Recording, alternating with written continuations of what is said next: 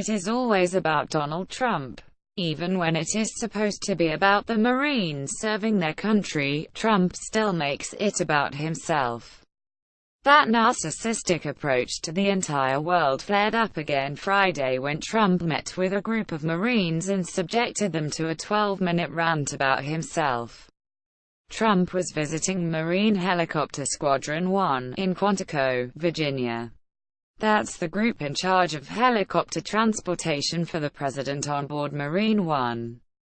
Most presidents would take the opportunity to limit their remarks to praising the service and dedication of this team, who are responsible for securing one of the most important figures in the American government.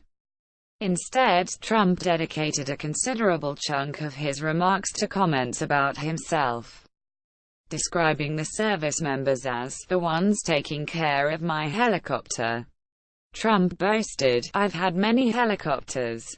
You know, I'm very spoiled, I've had helicopters."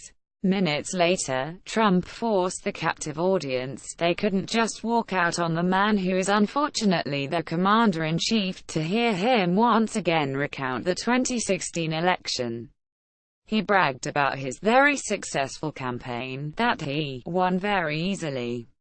He then recounted how we had 306 electoral college votes to 223, or something like that. Trump actually won 304, Hillary Clinton won 227. Trump did not bother telling the Marines about how he lost the popular vote by nearly 3 million to Clinton, or that his approval rating as president has never been near 50% and is currently in the low 30s. He did go on to describe incorrect predictions of his electoral college numbers as voter suppression. Real voter suppression tactics were used by Republicans in the race, trying to aid Trump by lowering the number of Democratic-leaning voters who could cast their ballots. Trump, remember, they used to say, "There is no way for Trump to get to 270. Remember? Over and over again. That's called voter suppression. If you believed that, you might say, I love Trump but I'm not going to waste my time, let's go see a movie and we'll come home and watch the results tonight.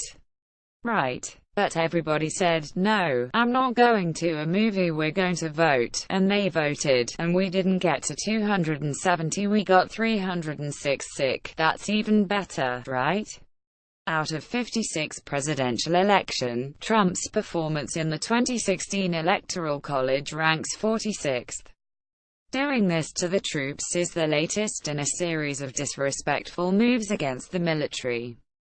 Trump uses them a backdrop and surrounds himself with generals in an attempt to act as a leader.